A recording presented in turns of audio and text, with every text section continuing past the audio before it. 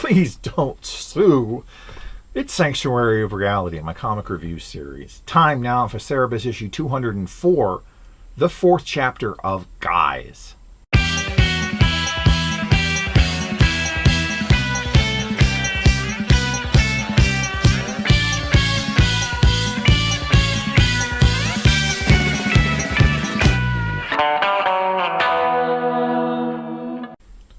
Cerebus, having fallen deeper into unconsciousness, emerges in Bacchus's realm, known as the Swilling.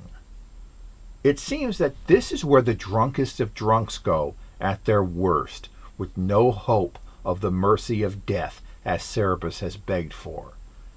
Cerebus ends up in Bacchus's glass of booze, treading alcohol, until tiny demons begin to terrorize him. Bacchus's voice slips into a heavy Scottish/Australian mixed brogue, which is pointed out by Roarin' Rick Veitch, who has appeared and claims that this is his domain, known as the Dreaming. Not the Dreaming, though. DC would sue if they called it that, but the not awake place. Rick and Bacchus argue over whether Cerebus is dreaming or drunk. What settles this once and for all? It seems Cerebus has both ears and no eye patch. The Lord of Inebriation gives an annoyed grunt and vanishes. Now fully in Roaring Rick's dimension of dreams, Cerebus gets a crash course on the symbolism of dreams. Unfortunately, Roaring Rick begins to encourage Cerebus to dream up increasingly depraved imagery, which includes phallic cigars and random cross-dressing. Roaring Rick speaks of the virtues of marriage, as many second marriages occur in a state of heightened awareness. After positing a riddle about children, Cerebus slips out of the unconsciousness and escapes Roaring Rick. His eyes closed and feigning snoring, Cerebus listens as Bear has a serious discussion with his old buddy over his recent actions. Aware, Cerebus is awake enough for Bear to get his point across. As soon as Bear departs, Cerebus opens his eye, and when looking at a mirror, he discovers something shocking. What did Bear do to him? Bacchus, I talked about a few issues ago when he first appeared.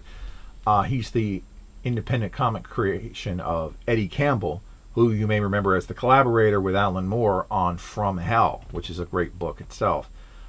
Dave Sim and Eddie Campbell worked together and had Bacchus meet Cerebus in an issue of Bacchus, sort of. It's a sort of an esoteric kind of story called The Face on the Barroom Floor.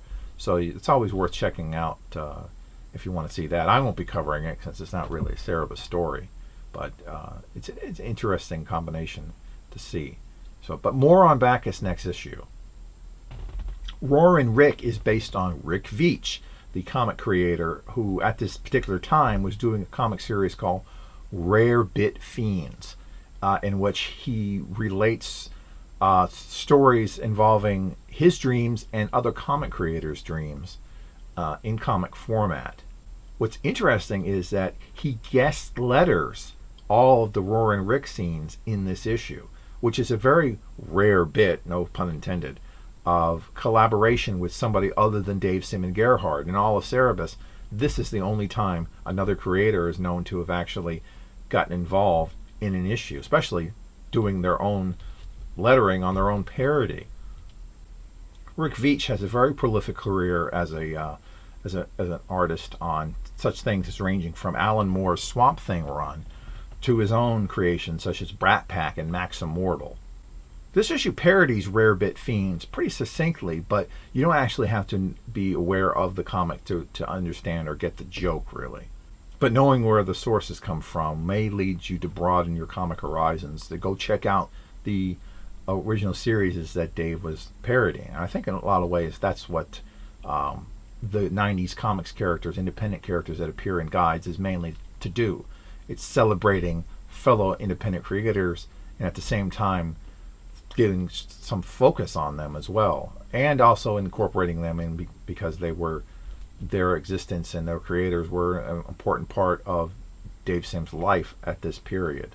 So it all comes together, and I think it doesn't date the book too much at all, because even without knowing that they come from somewhere, they're all interesting and unique aspects of this particular storyline.